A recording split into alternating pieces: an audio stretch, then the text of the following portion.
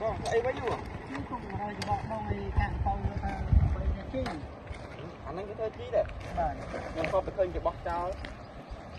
anh ấy cái vô thơ mình bánh một nó tới giờ vay chi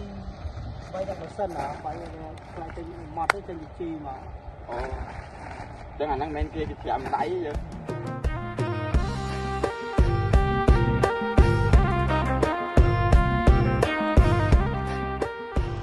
bọn ngày nay mình này đấy trong số máy từ mơ lại một lần chi ban nào rồi ban đó còn trăm tới là 100 tuần thôi nữa